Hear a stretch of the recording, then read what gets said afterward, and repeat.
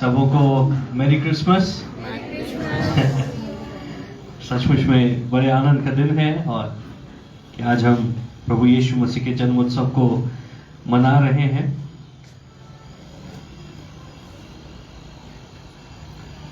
Praise the Lord.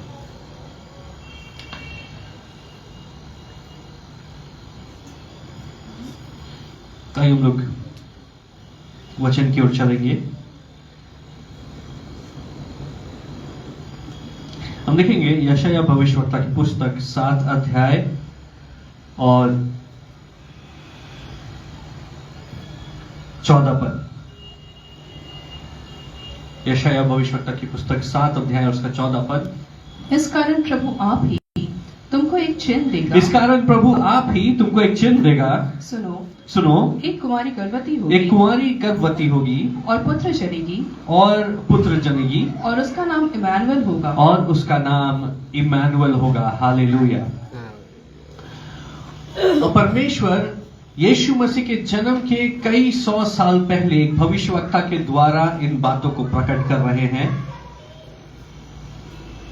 कि इस संसार में जो संसार करा रहा है, जो संसार पीड़ा में है, जो तकलीफ में है, जो अंधकार में डूबा हुआ है, कि परमेश्वर के पास इस संसार का उद्धार करने के लिए एक योजना है। इस संसार को उस अंधकार से बचाने के लिए एक योजना है। और कई बार जब मैं न्यूज देखता हूं और जब मैं प्रभु को नहीं जानता था और मैं जब न्यूज देखता तो मैं देखता कि इस संसार में जगह जगह पर युद्ध हो रहे हैं। अभी भी अगर हम देखें तो हमारे देश के कुछ भागों की स्थिति ठीक नहीं है, वहां गृह युद्ध जैसी स्थिति है। अगर हम देखें कि अभी दुनिया के कई देशों में युद्ध हो रहा है। यूक्रेन में युद्ध के बारे में हम सुनते हैं और हम सुनते हैं कि इजराइल में अभी युद्ध हो रहा है, पैलेस्टाइन में युद्ध हो रहा है और बहुत पीड़ा है, बहुत तकलीफ है। हम देखते हैं कि जहां युद्ध है वहां पे अकाल है, दुनिया में कई बीमारियां हैं और परेशानियां हैं और लोग जूझ रहे हैं। और हम जब इन सब बातों के विषय में सोचते हैं और मैं जब इनके विषय में सोचता था, जब मैं प्रभु में नहीं था, तो मैं सोचता था कि क्यों इतनी तकलीफ इस दुनिया में है। क्या परमेश्वर को ये बातें नजर नहीं आती? क्या परमेश्वर को ये दुख और तकलीफ नजर नहीं आता? ये अंधकार नजर नहीं आता? परमेश्वर कहां है? और अगर परमेश्वर है तो क्या उसको इस संसार की चिंता नहीं है? क्या उसने इस संसार को केवल रच के यूं ही छोड़ दिया? क्या ये संसार एक खिलौने के समान है कि उसको बनाया और जब तक दिल लगा उससे उस खिलौने से खेला, मनुष्यों से खेला, और उसके बाद में जैसे बच्चे एक समय के बाद अपने खिलौनों को अलग कर देते हैं, किनारे कर देते हैं, उसी प्रकार से इस संसार को किनारे कर दिया। और इस संसार में दुख और तकलीफ और पीड़ा और वेदना और लोगों के आंसुओं को देखने वाला कोई नहीं है। लेकिन जब मैंने प्रभु को जाना तो सारी बातें मेरे लिए साफ होने लगी। मुझे बीते समय में सोचा होगा कि परमेश्वर कहां है? क्या परमेश्वर को ये पीड़ा नजर नहीं आ रही? ये इस संसार का कराना नजर नहीं आ रहा? लेकिन यशायाह भविष्यवक्ता की पुस्तक 7 अध्याय उसका 14 पद इस प्रकार से बताता है, Therefore the Lord himself will give you a sign, behold the virgin shall conceive and bear a son। हमारे साथ है। हालेलुया। उसने हमें छोड़ नहीं दिया, उसने हमें त्याग नहीं दिया, उसने हमें अनदेखा नहीं कर दिया, लेकिन परमेश्वर कह रहा है कि मैं तुम्हारे साथ हूं। और इस संसार को बचाने के लिए, इस संसार का उद्धार करने के लिए मेरे पास एक योजना है। इस सृष्टि का उद्धार करने के लिए एक योजना है। हम देखेंगे यशायाह भविष्यवक्ता की पुस्तक उसका 9 अध्याय और उसका 6 पद। Isaiah chapter 9 verse 6 यहां पे इस प्रकार से लिखा है, For to us a child is born, to us a son is given, and the government will be on his shoulders, and he will be called Wonderful Counselor, Mighty God, Everlasting Father, Prince of Peace. Of the greatness of his government and peace there will be no end. Hallelujah. पढ़े उसको। क्योंकि हमारे लिए एक बालक हमारे लिए एक बालक उत्पन्न हुआ, हमें एक पुत्र दिया गया, हमें एक पुत्र दिया गया, और प्रभुता उसके कांधे पर होगी, और प्रभुता उसके कांधे पर होगी। अपने बगल वाले को बोले गवर्नमेंट। हालेलुया। प्रभुता उसके कांधे पर होगी। आगे क्या लिखा है? और उसका नाम अद्भुत युक्ति करने वाला, अद्भुत युक्ति करने वाला, पराक्रमी परमेश्वर, पराक्रमी परमेश्वर, अनंत काल का पिता, अनंत काल का पिता। और हालेलुया। शांति का राजकुमार रखा शांति का राजकुमार रखा जाएगा। वचन में बता रहा है the government will be on his shoulders. उसका अर्थ यह है कि जिस प्रकार से इस संसार में गवर्नमेंट है, ये संसार एक सरकार, एक प्रभुता के नीचे है, और गवर्नमेंट डिसाइड करती है कि सारी बातें कैसे चलेंगी, मेडिकल सिस्टम कैसे चलेगा, और इकोनॉमिक सिस्टम कैसे चलेगा, और स्कूल्स कैसे चलेंगे, और किस प्रकार से खेती होगी, किस प्रकार से सारी इंडस्ट्रीज काम करेगी। जो एक देश को जिस प्रकार से चलाया जाता है वो एक सरकार करती है, और उसी प्रकार से इस सृष्टि को भी चलाने के लिए एक आत्मिक गवर्नमेंट है। अगर हम सोच रहे हैं कि हर दिन सूरज अपने समय से कैसे निकलता है, क्यों नहीं 1 घंटे कभी लेट हो जाता है, क्यों नहीं कभी वो ठहर जाता है, और चांद हर दिन अपने समय से कैसे निकलता है, और हवाएं अपनी दिशा में क्यों बहती हैं, और अपनी ऋतु में बरसात क्यों होती है, और तमाम प्रकार की बातें जब हम सोचते हैं, सारी चीजें सृष्टि अपने डिसिप्लिन का, अनुशासन का वो पालन कर रही है। अगर बरसात कभी ना हो, समय से ना हो, तो फसल खराब हो जाती है, मनुष्यों के लिए दिक्कत हो जाती है। हर एक ग्रह अपने समय पर अपनी जगह पर होता है। अगर एक ग्रह आगे पीछे हो जाएगा तो ये सृष्टि नाश हो जाएगी। इतना फाइन बैलेंस है, इतना महीन समीकरण है, संतुलन है इस सृष्टि में। हर एक चीज अपनी जगह पे अपने समय पे हो रही। कैसे हो रही है? वचन हमें बताता है कि हमारा परमेश्वर ग्रहों को नाम लेकर के बुलाता है, तारों को नाम लेकर के बुलाता है, और वो उसके सामने हाजिरी लगाते हैं। Praise the Lord। जरा सोचिए कि हमारा परमेश्वर कितना महान है, कितना अद्भुत है कि तारे, ग्रह, नक्षत्र, ये सारे जो भी हेवनली बीइंग्स हैं, जो कि दिव्य है, ये सब परमेश्वर के सामने हाजिरी लगाते हैं, और परमेश्वर उनको आज्ञा देते हैं, परमेश्वर उनको चलाते हैं, परमेश्वर उनको अनुशासन में रखते हैं। ये एक स्वर्ग, एक आत्मिक गवर्नमेंट का काम है। चाहे पृथ्वी की कोई भी गवर्नमेंट हो, वो स्वर्ग की गवर्नमेंट के नीचे है। संसार की हर एक गवर्नमेंट वो परमेश्वर के हाथों के नीचे है। इसलिए अगर हम देखें कि अमेरिका में हमेशा वो इस बात को बोलते हैं, अगर आप देखेंगे तो वो कहते हैं इन गॉड वी ट्रस्ट। आपने सुना, इन गॉड वी ट्रस्ट। आज वो सबसे एक सबसे शक्तिशाली देश कैसे? क्योंकि जिन्होंने अमेरिका को बनाया, जिन लोगों ने उसका संविधान लिखा, उन्होंने परमेश्वर को उसमें आदर का स्थान दिया, एक ऊंचा स्थान दिया। इसलिए वो इस प्रकार से कहते हैं, आप देखेंगे, God bless you and God bless America. हमेशा परमेश्वर को वो जगह देते हैं। हालेलुया। और हम देखते हैं कि भारतवर्ष में भी लोग बड़े आत्मिक हैं, और वो परमेश्वर को जिस भी रूप से जानते हैं, वो परमेश्वर को आदर देने की कोशिश करते हैं। ये इस बात का चिन्ह है कि हमारी मनुष्यों की गवर्नमेंट के ऊपर एक गवर्नमेंट है, और सारे लोग उसको पहचानते हैं, उसको इज्जत देते हैं, उसको आदर देते हैं। और वो गवर्नमेंट कौन सी है? वो स्वर्ग की गवर्नमेंट है, वो आत्मिक गवर्नमेंट है जो इस पूरी सृष्टि को चलाती है। और वो किसके कंधों पर है? कौन उस गवर्नमेंट को चला रहा है? वचन हमें बताता है कि तुम्हें एक बालक दिया जाएगा, उसका नाम इम्मानुएल होगा। उसका अर्थ है कि परमेश्वर तुम्हारे साथ है, और गवर्नमेंट उसके कंधों पर होगी। हालेलुया। जो सबसे ऊंची सरकार है, जो सबसे ऊंचा सिंहासन है, वो यीशु मसीह का है।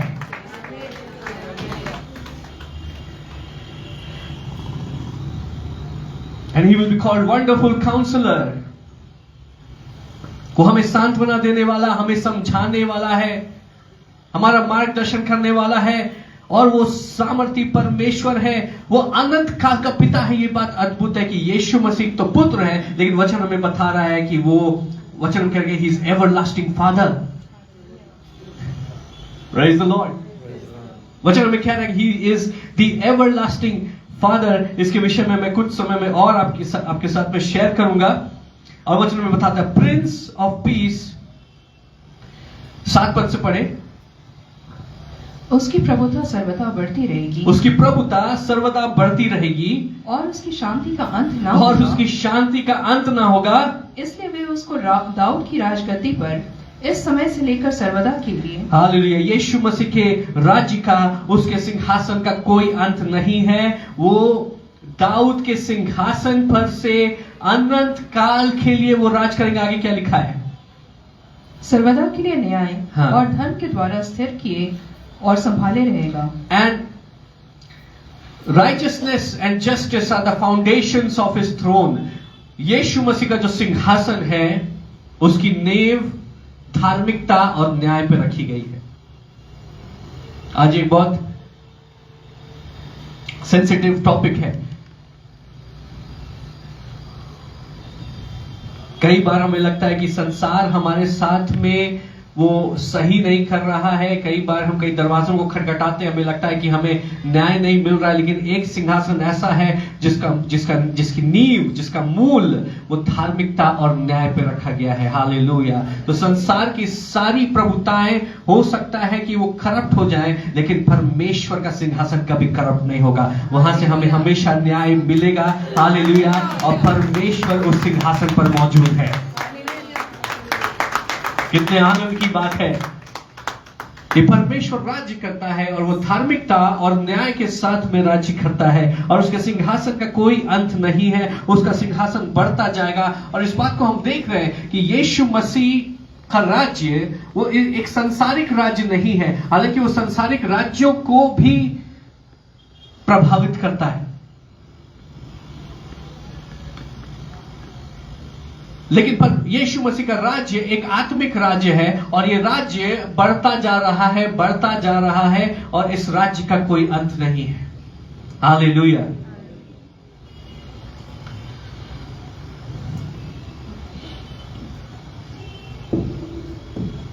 तो आज मैं आपके साथ में शेयर करना चाहता हूं कि यीशु मसीह इस संसार में क्यों आए। क्या आपने कभी सोचा है कि यीशु मसीह को क्या जरूरत पड़ी कि वो इस संसार में एक बालक के रूप में आए? परमेश्वर को क्या जरूरत पड़ी कि वो इस संसार में आए? और इस बात को समझने के लिए हमें इतिहास में जाना होगा, ना सिर्फ पृथ्वी के इतिहास में, परंतु इस सृष्टि के इतिहास में। क्योंकि इस पृथ्वी पर मनुष्यों के आने से पहले, मनुष्यों की जो सभ्यता है, उसके पहले एक सभ्यता मौजूद थी। इसलिए वचन उत्पत्ति में इस प्रकार से बताता है कि पृथ्वी की रचना नहीं की गई। अगर आप देखेंगे तो वचन कहीं पर यह नहीं कहता कि पृथ्वी की रचना की गई। वचन हमें बताता है कि पृथ्वी क्या थी? बेडौल थी। तो पृथ्वी बेडौल कैसे हो गई? क्या हुआ यहां पे?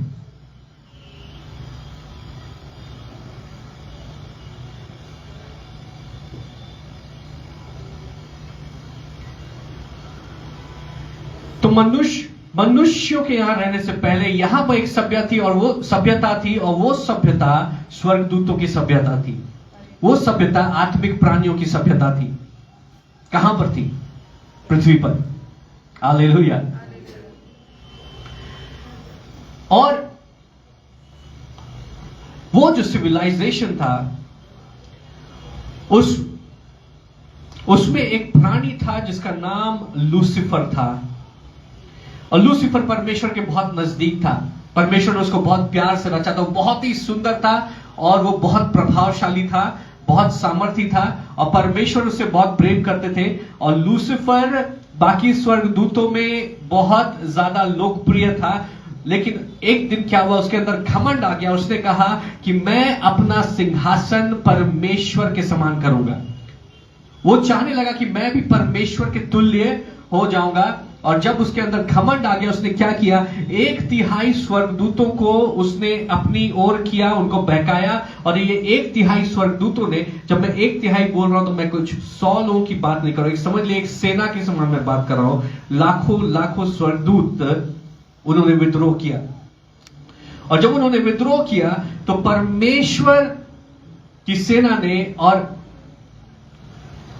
माइकल स्वर्गदूत ने लूसीफर को धक्का मार के नीचे गिरा दिया। हालेलुया। तो एक युद्ध हुआ और परमेश्वर ने उस युद्ध में भाग नहीं लिया। इस बात को समझे कि शैतान परमेश्वर की समानता में नहीं है। लूसीफर परमेश्वर की समानता में नहीं है, तो परमेश्वर कभी भी लूसीफर से लड़ाई नहीं करते। लूसीफर को किसने धक्का मारा? मिखाएल स्वर्गदूत ने। उसने धक्का मार के लूसीफर को और उसके स्वर्गदूतों को गिराया, और वो जब गिरे तो कहां गिरे?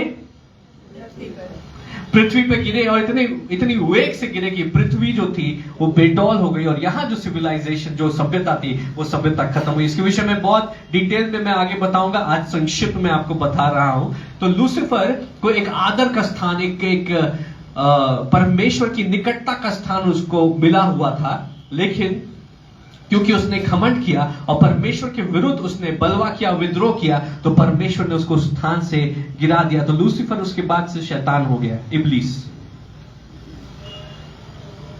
और तब परमेश्वर ने बोला कि मुझे कोई ऐसा चाहिए जो मेरे निकट हो, जो मेरी संतान हो, जिससे मैं, जैसे एक पिता, एक मां अपने बच्चों को देख करके आनंदित होती है, वैसी फेलोशिप, वैसी सहभागिता परमेश्वर चाहते। परमेश्वर के पास में सब कुछ है, परमेश्वर क्या चाहते हैं? सहभागिता।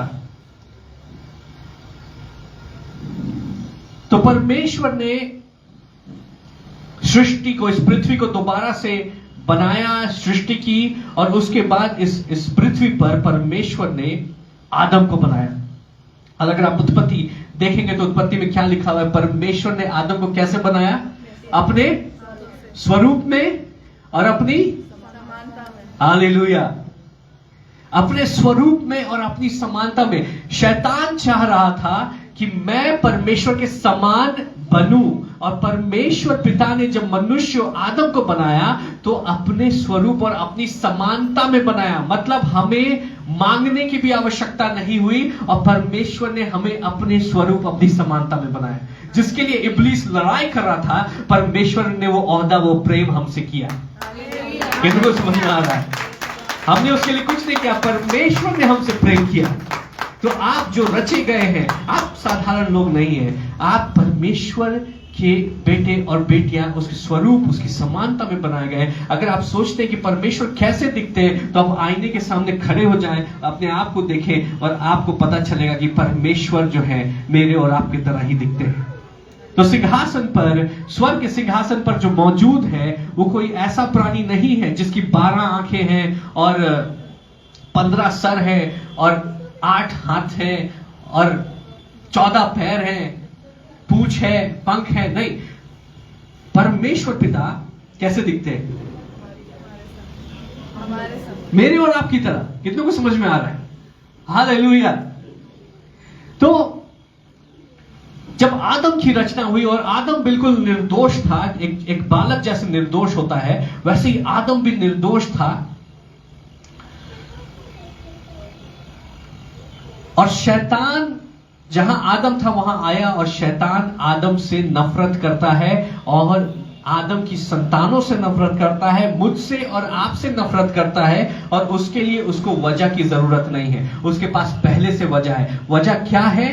कि जो स्थान वो चाहता था, जो प्रेम वो चाहता था, जो परमेश्वर की निकटता वो चाहता था, जो परमेश्वर की संतान होने का ओहदा चाहता था, परमेश्वर ने वो आदम को दिया और उसकी संतानों को दिया। शैतान के पास वो नहीं है, ना स्वर्गदूतों के पास वो है। हालेलुया। कितनों को समझ में आ रहा है?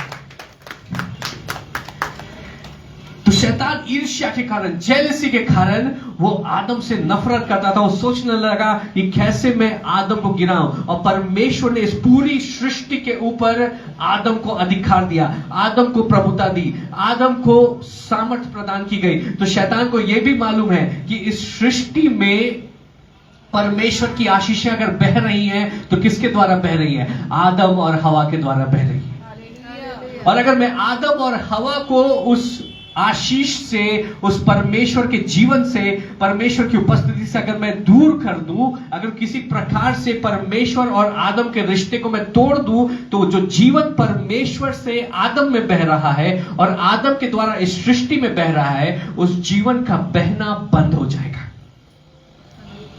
कई बार ठंड में जब लोग जाते हैं माउंटेन क्लाइंबिंग के लिए, एवरेस्ट पर जाते हैं, तो क्या होता है, उनके वो चढ़ते और रात को जब अपने जूतों को खोलते हैं तो देखते हैं कि उनका अंगूठा नीला पड़ गया है या उनकी उंगलियां नीली पड़ गई हैं, और अगर तुरंत उसका उपचार ना किया जाए तो नीले पड़े उस अंगूठे और उसको काटना पड़ता है, वो मर जाती है।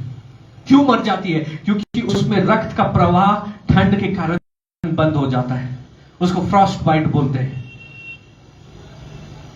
अगर उसका तुरंत उपचार नहीं किया गया तो वो बर्फ के समान हो जाते और उसको काटना पड़ता है बाकी के अंगों को बचाने के लिए, क्योंकि उसमें लहू बहना बंद हो गया। लहू क्या करता है? वचन हमें बताता है लहू में ही जीवन है। हालेलुया। जब तक हमारे शरीर के अंगों में लहू का संचार हो रहा है तब तक जीवन का संचार हो रहा है, और जब जीवन का संचार रुक जाता है या कट जाता है तो फिर वहां पर मृत्यु आ जाती है। उसी प्रकार से यीशु मसीह ने कहा कि मार्ग, सत्य और जीवन मैं हूं। इस सृष्टि में जीवन कौन है? इस सृष्टि में जीवन परमेश्वर है। और आदम को वो जीवन की ऊर्जा, वो जीवन कहां से प्राप्त हो रहा है? वो परमेश्वर पिता से प्राप्त हो रहा है। और अगर आदम को वो जीवन मिलना बंद हो जाए तो इस सृष्टि पे, क्योंकि आदम को प्रभुता दी गई है, तो सृष्टि में भी वो जीवन का प्रवाह बंद हो जाएगा। और शैतान ने क्या किया कि आदम और हवा को बहकाया, और परमेश्वर ने उनको एक कार्य करने को मना किया था कि तुम एक पेड़ के फल को मत खाना, और उन्होंने वही काम किया, उस पेड़ के फल को खाया। उन्होंने परमेश्वर की अनाज्ञाकारिता की। शैतान खुद अनाज्ञाकारी है, उसने आदम और हवा को भी अनाज्ञाकारिता में ढकेला। और अनाज्ञाकारिता क्या होती है? अनाज्ञाकारिता पाप होता है।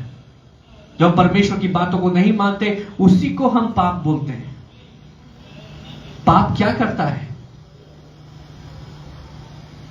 कल की बात है कि मेरा बेटा नीचे अपनी दादी के पास खेल रहा था और मैं और श्रेया ऊपर अपने रूम में थे। श्रेया नीचे गई सैम को लाने के लिए, और सैम खेलने में इतना ज्यादा व्यस्त था कि वो इतना आनंदित था खेलते हुए कि श्रेया जब उसको ऊपर लेके आ रही थी तो गुस्से में श्रेया से लड़ रहा था और चिल्ला रहा था, क्योंकि वो बालक बच्चा है, अभी नहीं समझ में आता। वो लड़ रहा था और चिल्ला रहा था, और श्रेया को भी बहुत खराब लगा कि मेरा बच्चा इस प्रकार से व्यवहार कर रहा है। वो ऊपर आया और श्रेया ने उसको 2 तमाचे लगाए, फिर मुझको बीच में आके बीच बचाव करना पड़ा, नहीं तो वहां पे फिर WWF शुरू हो जाता। लेकिन फिर क्या हुआ कि श्रेया दूसरे कमरे में चली गई, उसका भी मन खराब हो गया। और सैम भी जो कि एक बालक है, निर्दोष है, अभी सारी बातों को नहीं समझता, अपने भावनाओं को किस प्रकार से उसको समझना है, प्रोसेस करना है, उसको वो बातें नहीं आती। तो सैम वहां बैठा था और बैठे बैठे वो अचानक से उदास होता चला गया। उसको समझ में आया कि कुछ गलत हो गया। मैंने जब अपनी माँ की बात को नहीं माना, जब मैंने अपनी माँ का आदर नहीं किया, जब अनाज्ञाकारिता की तो कुछ गलत हो गया, कुछ खराब हुआ है। वो बच्चा इस बात को महसूस कर रहा है कि कुछ टूट गया। वो क्या था? कुछ क्षणों के लिए ही, लेकिन एक प्रेम जो एक माँ और बेटे के बीच में था उसमें दूरी आ गई, और बच्चा उस बात को महसूस कर रहा है। और वो बच्चा वो असहज होने लगा, अनकंफर्टेबल होने लगा, और वो खुद में सोचने लगा कि कैसे मैं अपनी माँ से मेरा जो रिश्ता टूट गया है उसको मैं कैसे दोबारा जोड़ूं। उसको नहीं समझ में आया। वो जाकर के दरवाजे के पास गया, और दरवाजे के पास जाकर के वो अपनी माँ के पास भी नहीं जा रहा, क्योंकि उसको अपराध बोध है। उसको मालूम है कि मैंने गलती की है, तो अपनी माँ के पास नहीं जा रहा है। लेकिन वो ऐसी जगह पे गया जहां से उसकी माँ उसको देख सकती है, और वहां पे जाके वो फूट फूट के रोने लगा। क्यों रो रहा था? क्योंकि वो उस दूरी को अनुभव कर रहा था। और मुझे यकीन है कि हम में से हर किसी ने इस बात को अनुभव किया है कि जब हम अनाज्ञाकारिता में चलते हैं तो रिश्ते टूट जाते हैं। भले कुछ क्षणों के लिए टूटे, लेकिन वो टूट जाते हैं।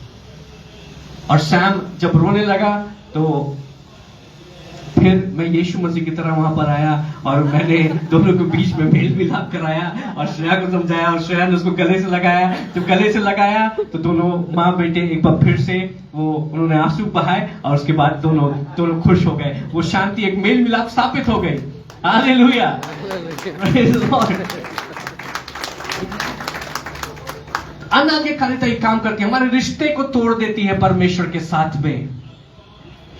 और जब आदम ने पाप किया तो पिता परमेश्वर के साथ में आदम का जो रिश्ता था वो टूट गया, इसलिए आदम जाकर छुप गया और पिता परमेश्वर उसको पूछ रहे हैं कि आदम आदम तू कहां है?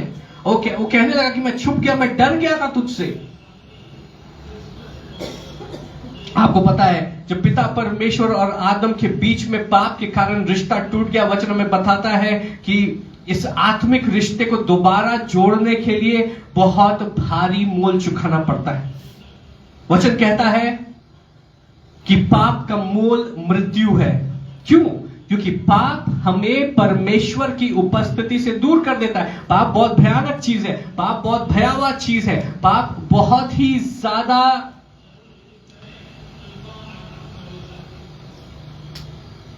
विनाशकारी है। उसको कभी भी हम हल्के में नहीं ले सकते हैं।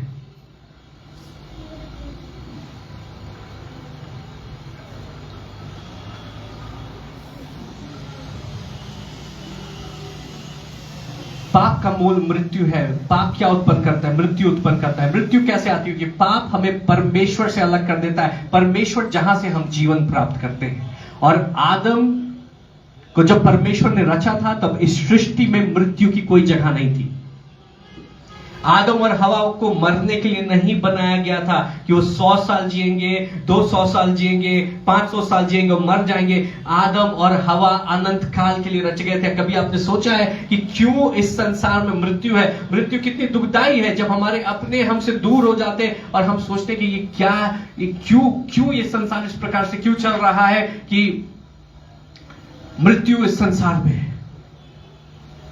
कितना अच्छा होता अगर मृत्यु नहीं होती। परमेश्वर ने मृत्यु की रचना नहीं की, लेकिन क्योंकि मनुष्य परमेश्वर से दूर हो गया तो उसका रिजल्ट, परमेश्वर से दूर होने का जो रिजल्ट है वो मृत्यु है। आदम ने पाप किया, पाप ने आदम को परमेश्वर पिता से दूर कर दिया। और जब आदम परमेश्वर पिता से दूर हुआ तो फिर मृत्यु इस आदम के जीवन में आई। ना सिर्फ आदम के जीवन में आई, लेकिन हर एक उस बात के ऊपर जिसके ऊपर आदम प्रभुता रखता था, उन सारी बातों में मृत्यु आ गई। मतलब इस पृथ्वी में, इस सृष्टि में मृत्यु आ गई। इसलिए अगर आप गौर करेंगे, आप देखेंगे ये पृथ्वी धीरे धीरे करके खत्म हो रही है। ये पृथ्वी धीरे धीरे करके खत्म हो रही है। हालेलुया।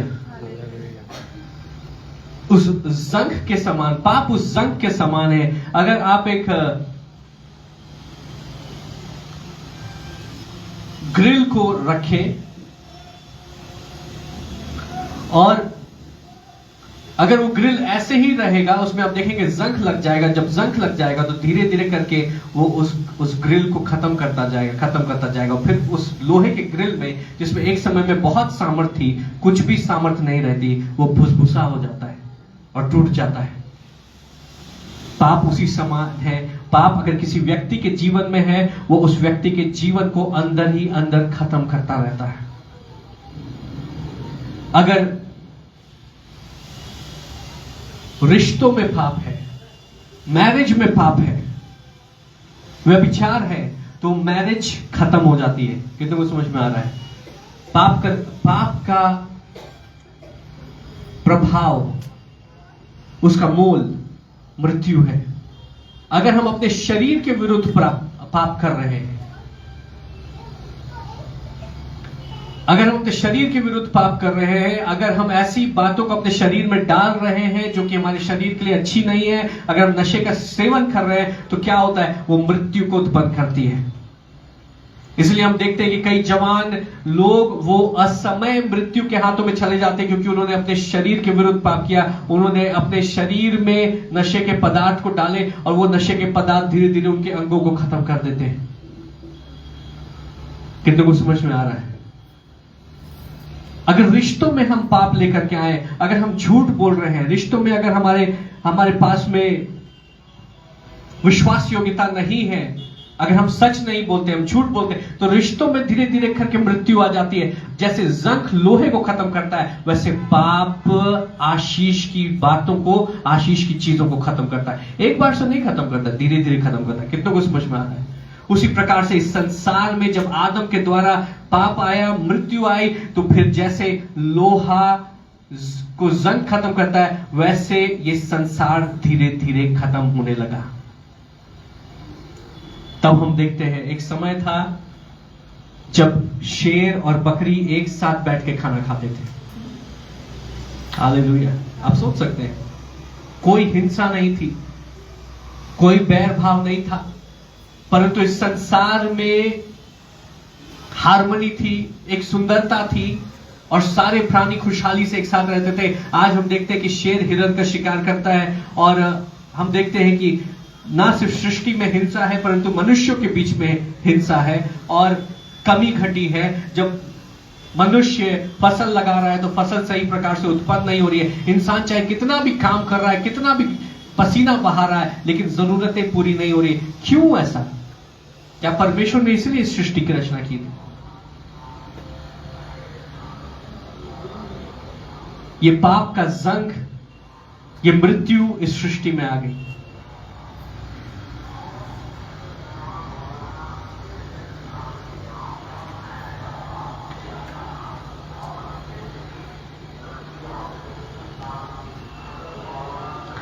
और जब ये सारी बातें हो रही हैं तो मनुष्य पुकार रहा है कि परमेश्वर तू कहां है, तू कहां है, तू कहां है? परमेश्वर तूने हमें क्यों छोड़ दिया? परमेश्वर तूने हमें क्यों त्याग दिया? और परमेश्वर इस सृष्टि को संभाल रहे हैं। और जब आदम और हवा ने पाप किया, तभी परमेश्वर ने एक वायदा किया, एक भविष्यवाणी की कि हवा की जो संतान है वो शैतान के सर को क्या करेगी? कुचलेगी और शैतान उसकी एड़ी को डसेगा। हालेलुया। यीशु मसीह के आने की पहली भविष्यवाणी उसी समय होगी, उत्पत्ति में वो मौजूद है। परमेश्वर ने हवा को कहा कि हवा, तुम्हारी संतान शैतान के सर को कुचल देगी। यीशु मसीह किसकी संतान है? हवा की संतान, हवा की बेटी की संतान। Hallelujah, praise the Lord. आइए जोर से ताली बजा के परमेश्वर का धन्यवाद करें।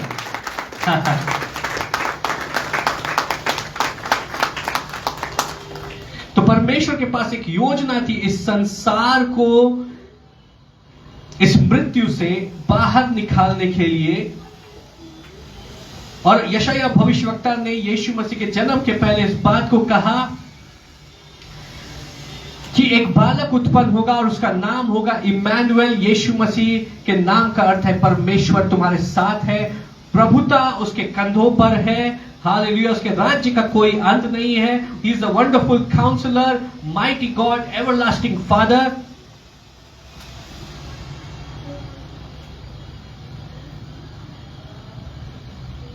यीशु मसीह संसार में आए और यीशु मसीह के संसार में आने से पहले मनुष्य सोचता था कि परमेश्वर कहां है और परमेश्वर कैसा है, परमेश्वर इतना निर्दयी क्यों है, क्यों वो हमारी नहीं सुनता। और अगर हम परमेश्वर के बारे में सुनते हैं तो ये क्यों सुनते हैं कि परमेश्वर ने इतने लोगों को नाश कर दिया और उसने परमेश्वर के विरुद्ध बातें की तो उनके ऊपर श्राप पड़ गया। परमेश्वर के विषय में जब लोग सोचते थे तो डरते थे, घबराते थे कि परमेश्वर बहुत ही भयावह है। पुराने नियम में अगर आप देखेंगे तो आपको परमेश्वर के विषय में आपकी ऐसी एक सोच होगी कि परमेश्वर से भय खाना अच्छा है, लेकिन वो परमेश्वर का सही चित्रण नहीं था। यीशु मसीह जब इस संसार में आए, आप सोचिए मरियम जब यीशु मसीह को उसने अपने हाथों में लिया था तो जिस सृष्टिकर्ता ने इस सृष्टि की रचना की और जिस सृष्टिकर्ता ने मरियम की रचना की, मरियम उस सृष्टिकर्ता को अपनी बाहों में लिए हुए थे। हालेलुया। और परमेश्वर कह रहे थे कि जितना तुम्हें मेरी जरूरत है मुझे तुम्हारी भी जरूरत है। जितना तुम मुझसे प्रेम करते हो उससे ज्यादा मैं तुमसे प्रेम करता हूं। इसलिए मैं स्वर्ग को छोड़ के तुम्हारे पास आ गया। इसलिए मैं स्वर्ग को छोड़ के तुम्हारे पास आ गया। मरियम ने सृष्टिकर्ता को अपनी बाहों में लिया हुआ था। जब यीशु मसीह का जन्म हुआ तो बहुत सारी बातें एक साथ हो रही थी। गलीलियों को स्वर्गदूतों ने आके खुशखबरी सुनाई और उन्होंने कहा कि डरो मत, क्योंकि तुम्हारे लिए एक उद्धारकर्ता ने जन्म लिया है। बेथलेहम में एक उद्धारकर्ता ने जन्म लिया है। स्वर्ग में परमेश्वर की बड़ाई हो और पृथ्वी पर मनुष्यों के बीच में आनंद और शांति हो। ये आनंद और शांति कैसे आई? ये संसार जो अंधकार में डूब रहा था, जो मृत्यु के प्रभाव में था, इस संसार में जीवन ने प्रवेश कर दिया। यीशु मसीह का जब जन्म हुआ तो स्वर्ग ने इस पृथ्वी पे प्रकट होना शुरू कर दिया। हेवन इन्वेडेड अर्थ। हालेलुया। स्वर्ग पृथ्वी पे प्रकट होने शुरू हो गया। और कहां प्रकट हुआ? किसी महल में नहीं, किसी बहुत बड़े वैभव के स्थान में नहीं, लेकिन एक चरनी में, जो परमेश्वर कह रहे हैं कि तुम्हें मुझसे मिलने के लिए बहुत मेहनत करने की आवश्यकता नहीं है। तुम्हें मुझसे मिलने के लिए कहीं आने की आवश्यकता नहीं है, लेकिन तुम जहां हो मैं वहां पर आकर के तुमसे मिलूंगा। एक महल में शायद हर किसी को जाने को नहीं मिलता। शायद एक राजा के यहाँ अगर यीशु मसीह उत्पन्न होते तो गलीलियों को दरवाजे पर रोक दिया जाता, मुझको और आपको दरवाजे पर रोक दिया जाता, लेकिन चरनी में किसी को भी यीशु मसीह से मिलने के लिए कोई मनाही नहीं है। ना सिर्फ मनुष्यों को, परंतु भेड़ों को, गायों को और जीव जंतुओं को, कोई भी यीशु मसीह का दर्शन कर सकता है, कोई भी यीशु मसीह से मिलने आ सकता है। यीशु मसीह ने कहा कि तुम्हें मेरे पास आने के लिए मेहनत करने की आवश्यकता नहीं, मैं तुम्हारे पास में आऊंगा। God is with us, he is Emmanuel. परमेश्वर हमारे साथ है। हालेलुया। टुडे, आज आप जहां पर हैं, अपने जीवन के जिस स्थान में हैं, परमेश्वर कह रहे हैं मैं तुमसे वहां पर मुलाकात करूंगा। हो सकता है हम कहते हैं कि चरनी प्रभु तेरे लायक नहीं है। शायद हम कहते हैं प्रभु मेरा जीवन तेरे लायक नहीं है, लेकिन प्रभु कह रहा है कि तू जहां है मैं वहां आकर के तुझसे मुलाकात करूंगा, क्योंकि मैं तुमसे प्रेम करता हूं। मैं अपने सिंहासन को छोड़ के तुम्हारे पास में आऊंगा। और हमने यीशु मसीह के प्रेम को देखा। हमने यीशु मसीह आए ताकि परमेश्वर के प्रेम को सही रीति से इस मनुष्यों के ऊपर प्रकट कर सके, ताकि लोग जाने सचमुच में कि परमेश्वर कैसे हैं। कई लोग इस प्रकार से सोचते हैं कि परमेश्वर पिता को किसने देखा, और यही बात फिलिप भी सोच रहा है। यूहन्ना 14 अध्याय और उसके 6 पद से हम पढ़ना शुरू करें। यूहन्ना 14 अध्याय और उसका 6 पद। यीशु ने उससे कहा, मार्ग और सच्चाई और जीवन मैं ही हूँ। हालेलुया। मार्ग, सच्चाई और जीवन मैं हूँ। बिना मेरे द्वारा कोई पिता के पास नहीं पढ़ते पहुंच जाएं। सकता। यदि तुमने मुझे जाना होता तो मेरे पिता को भी जानते, और अगर तुमने मुझे जाना होता तो मेरे पिता को भी जानते। पढ़ते जाएं। और अब उसे जानते हो, हालेलुया। उसे देखा भी है। अब उसे जानते और उसे देखा भी है। पढ़ते जाएं। फिलिप्पुस ने उससे कहा, हाँ। हे प्रभु, पिता को तो हमें दिखा दे, यही हमारे लिए बहुत है। और फिलिप कह रहा है कि यीशु, हम परमेश्वर पिता को देखना चाहते हैं, हमें केवल आप दिखा दीजिए, वो हमारे लिए काफी है। कितने लोग चाहते हैं पिता परमेश्वर को देखना? Praise the Lord. और यीशु मसीह कह रहे हैं, क्या कह रहे हैं? पढ़े उसको। यीशु ने उनसे कहा, हे फिलिप्पुस, हाँ, मैं इतने दिन से तुम्हारे साथ हूँ, और क्या तुम मुझे नहीं जानते? क्या तुम मुझे नहीं जानते? जिसने मुझे देखा है उसने पिता को देखा है। Praise the Lord. जिसने मुझे देखा है उसने पिता को देखा है। आगे, तो क्यों कहता है कि पिता को हमें दिखा? तो क्यों कहता है कि पिता को हमें दिखा? इससे पहले लोग सोचते थे पिता परमेश्वर बहुत डरावने हैं, भयावह है, और परमेश्वर से लोग डरते थे, लेकिन परमेश्वर के प्रेम को लोगों ने नहीं समझा। लेकिन यीशु मसीह ने कहा कि जिसने मुझे देखा है उसने पिता को देखा है, क्योंकि मैं और पिता एक हैं।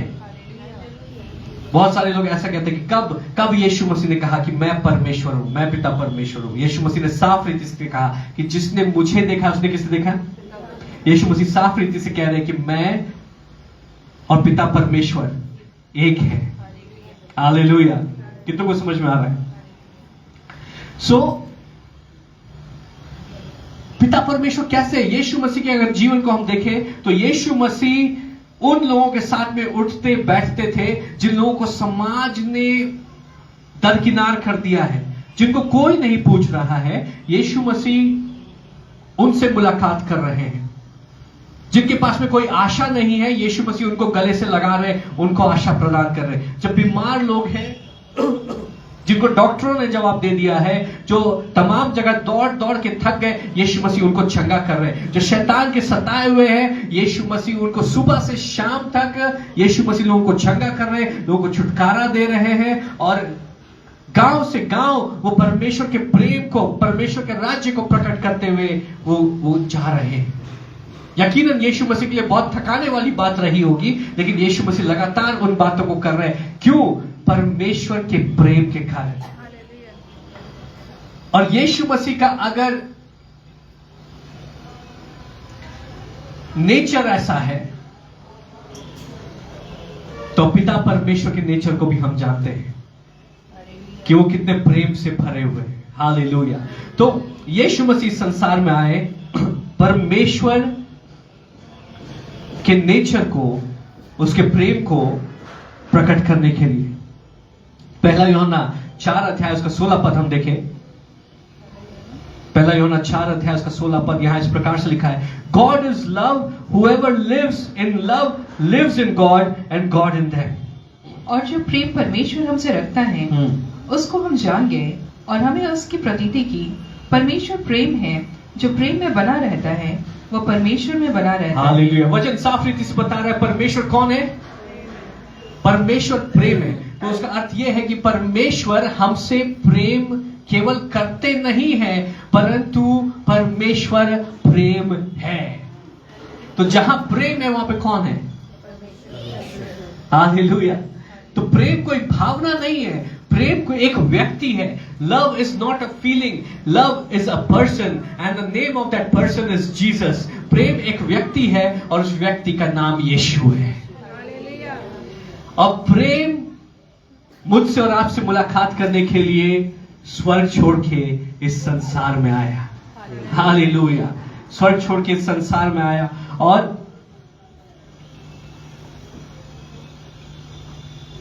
जो कोई प्रेम में बना रहता है वो परमेश्वर में बना रहता है। आखिरी बात, यीशु मसीह क्यों आए? पहली बात कि वो आए परमेश्वर पिता का प्रकटीकरण, उनके व्यक्तित्व का प्रकाशन हमें देने के लिए। क्योंकि उससे पहले हम परमेश्वर पिता को सही प्रकार से नहीं समझते थे, लेकिन यीशु मसीह में हमने परमेश्वर पिता के व्यक्तित्व का और उसके प्रेम का सही प्रकाशन प्राप्त किया। दूसरी बात है, यीशु मसीह परमेश्वर के प्रेम को इस संसार में प्रकट करने के लिए आए। यूहन्ना 3 अध्याय उसका 16 पद इस प्रकार से बताता है कि परमेश्वर ने जगत से ऐसा प्रेम किया कि उसने अपना एक लौता बेटा दे दिया, ताकि जो कोई उस पर विश्वास करे वो नाश ना हो परंतु अनंत जीवन पाए। हालेलुया। जब हम किसी से प्रेम करते हैं तो हम उसको, जब भी कुछ खास बात होती है, कोई खास मौका होता है, तो सबसे अच्छे से अच्छा उसको उपहार देने की कोशिश करते हैं। हालेलुया। कितनों को समझ में आ रहा है? जिससे आप जितना ज्यादा प्रेम करते हैं उसको उतना अच्छा आप उपहार देने की कोशिश करें। और परमेश्वर ने हमसे इतना अधिक प्रेम किया, इतना असीमित प्रेम किया कि परमेश्वर ने अपने इकलौते बेटे को, मतलब खुद को, मेरे और आपके लिए दे दिया। कितनों को समझ में आ रहा है? आज की सुबह परमेश्वर आपसे इतना प्रेम करते हैं, इस बात को गौर करें, इस बात को समझे कि परमेश्वर आपसे बेइंतहा प्रेम करते हैं, इतना प्रेम करते हैं कि उन्होंने यीशु मसीह को, खुद को उन्होंने हमें भेंट कर दिया। आइए जोर से ताली बजा के परमेश्वर का धन्यवाद करें। God gave himself as a gift to us. परमेश्वर ने खुद को एक उपहार के रूप में हमें दे दिया, ताकि जो कोई उस पर विश्वास करे वो नाश ना हो परंतु अनंत जीवन पाए। तीसरी बात, यीशु मसीह संसार में आए ताकि जो रिश्ता हमारा परमेश्वर पिता के साथ में टूट गया था वो रिश्ता दोबारा से जुड़ जाए। जो आशीषें और जो अधिकार आदम ने खो दी थी, वो आशीषें और अधिकार आदम की संतानों को वापस लौटा दी जाए, क्योंकि वो अधिकार, वो सामर्थ्य, वो प्रभुता उस रिश्ते में है जो हमारा परमेश्वर पिता के साथ था। यीशु मसीह के क्रूस पे चढ़ाए जाने के पहले कोई भी व्यक्ति परमेश्वर पिता की उपस्थिति में प्रवेश नहीं कर सकता था। हालेलुया। यूं ही कोई भी व्यक्ति परमेश्वर पिता की उपस्थिति में नहीं प्रवेश कर सकता था। आज हम देखते हैं, संडे को हम आराधना करते हैं, अपने कमरे में हम आराधना करते हैं और हम बोलते हैं, ओ परमेश्वर की इतनी भारी उपस्थिति थी, हमने परमेश्वर को महसूस किया, हमने उसके प्रेम को महसूस किया, हमने परमेश्वर की उपस्थिति में चंगाई को महसूस किया, हमने छुटकारे को महसूस किया। उसके पहले ये सब मुमकिन नहीं था। और ये बातें इतनी भयावह थी कि साल में एक बार जो परमेश्वर का मंदिर था, उसके अति पवित्र स्थान में महायाजक प्रवेश करता था, और जब प्रवेश करता था उसको सारी विधि विधान का पालन करना होता, अपने आप को शुद्ध करना होता, और अगर कहीं भी उसे चूक हो जाती तो जैसे ही वो परमेश्वर की उस गहरी उपस्थिति में प्रवेश करता, वो वहीं पर ढेर हो जाता, वहीं पे मर जाता। इसलिए याजकों के कमर में आज भी हम देखते हैं कि एक पट्टी बांधी हुई रहती है, एक रस्सी बांधी हुई होती है। क्यों? जब वो गिर जाते तो उस रस्सी से उनको बाहर खींच के निकाला जाता। परमेश्वर की उपस्थिति में प्रवेश करना इतना डरावना था। आप सोचें, अगर संडे को उस स्थिति में, अगर संडे को हम बीवी से झूठ बोल करके चर्च में आए हैं, तो चर्च में जैसी आराधना शुरू हो रही है लोग ढेर हो जा रहे हैं। कितना को समझ में आ रहा है? ये इतनी डरावनी परिस्थिति थी। लोग परमेश्वर के सामने आने से घबराते और डरते। लेकिन क्या हुआ? यीशु मसीह, हम मत्ती 27 अध्याय उसका 27, मैथ्यू 27:51 पढ़ेंगे।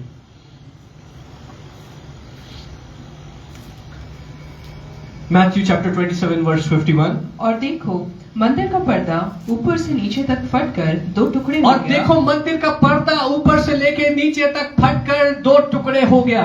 जो परमेश्वर का मंदिर था, उसमें पवित्र और अति पवित्र स्थान में, अति पवित्र स्थान वो स्थान था जहां पे परमेश्वर पिता की उपस्थिति थी।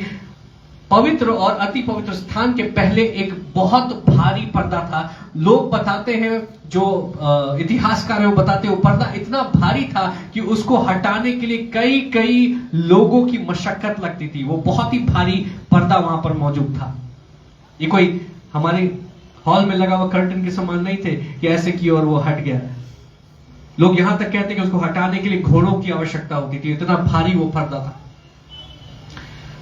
लेकिन यीशु मसीह ने उस क्रूस पर अपने लहू को बहा करके, हालेलुया, और वचन क्या कहता है कि जीवन किसमें है? लहू में है। पाप का मोल क्या है? मृत्यु है। हम पाप में थे, हमारे ऊपर पाप का कर्ज था, मृत्यु का कर्ज था, हमारे कारण इस सृष्टि पर श्राप था। लेकिन यीशु मसीह ने मेरे और आपके लिए अपने लहू को बहा करके उस पाप के कर्ज को हमेशा हमेशा के लिए मिटा दिया। हालेलुया।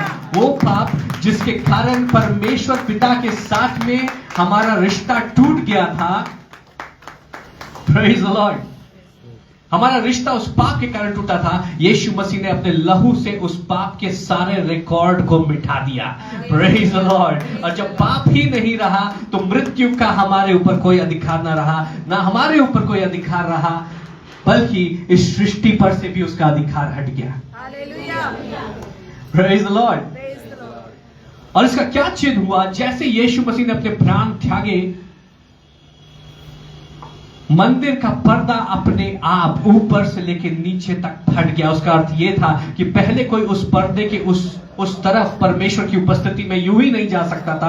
अगर जाता तो मर जाता। लेकिन जब पर्दा फट गया तो परमेश्वर ने कहा, अब पाप का मोल चुका दिया गया है, अब मेरे बेटे और बेटी बिना हिचक के मेरी उपस्थिति में कभी भी आ सकते हैं। हालेलुया। वो रिश्ता दोबारा से बन गया है। यीशु मसीह संसार में आए परमेश्वर के साथ में हमारे रिश्ते को दोबारा से स्थापित करने के लिए। आज हम केवल परमेश्वर की सृष्टि नहीं है, आज यीशु मसीह के कारण हम उसके बेटे और बेटियां हैं। और वचन हमें बताता है कि हम हियाव पाकर कभी भी अपने पिता की उपस्थिति में जा सकते हैं, ताकि हम मुश्किल समय में मदद पाए। हम कभी भी परमेश्वर पिता की उपस्थिति में जा सकते हैं और उसको अब्बा पिता कह के पुकार सकते हैं। और जो हमें जरूरत है, हमें सांत्वना चाहिए, हमें सामर्थ चाहिए, जैसे एक पिता अपने बालक को संभालता है, वैसे हमारा स्वर्गीय पिता मुझको और आपको संभालेगा, हमें अपने गले से लगा लेगा, हमें अपनी बाहों में उठा लेगा। क्योंकि मार्ग बन गया है। यीशु मसीह वो मार्ग है, यीशु मसीह सत्य है, यीशु मसीह जीवन है, यीशु मसीह इमैनुअल है। यीशु मसीह कहते हैं, उसका नाम कहता है कि परमेश्वर हमारे साथ है। हालेलुया। और क्रिसमस का मैसेज ये है कि परमेश्वर हमारे साथ, उसने ना हमें छोड़ नहीं दिया, हमें त्याग नहीं दिया, परंतु परमेश्वर हमसे मिलने के लिए जहां हम थे वहां पर वो आए और हमें छुटकारा प्रदान किया। और ये जीवन एक चेस के गेम के समान है, शतरंज के खेल के समान है, जिसमें केवल 2 चालें हैं। पहली चाल परमेश्वर चल चुके हैं, दूसरी चाल हमें चलनी है। परमेश्वर ने अपने तरफ से अपनी चाल चल दी है और हमें अपनी तरफ से अपनी चाल चलनी है। और वो हम तब करते हैं जब यीशु मसीह को हम अपना व्यक्तिगत उद्धारकर्ता ग्रहण करते हैं। अगर आपने यीशु मसीह को अपना व्यक्तिगत उद्धारकर्ता नहीं ग्रहण किया है, तो अभी तक आपने क्रिसमस नहीं मनाया। क्रिसमस के दिन यीशु मसीह संसार में, इस जर्नी में आए। कई उस संसार में तो आए, लेकिन कई लोगों के जीवन में, हृदय में अभी भी यीशु मसीह नहीं आए। और जब तक यीशु मसीह आपके हृदय रूपी जर्नी में जन्म नहीं लेंगे, तब तक आप क्रिसमस नहीं मनाए। असली क्रिसमस उस दिन होता है जब यीशु मसीह हमारे हृदय में जन्म लेते हैं। हालेलुया। तब हमारा रिश्ता परमेश्वर के साथ में दोबारा से स्थापित हो जाता है। तब पाप का मोल चुका दिया जाता है। तब श्राप पूरी तरीके से हमारे जीवन से, हमारी पीढ़ियों से हटा दिया जाता है। तब परमेश्वर के उद्धार को और उसकी आशीषों को हम अपने जीवन में देखते हैं।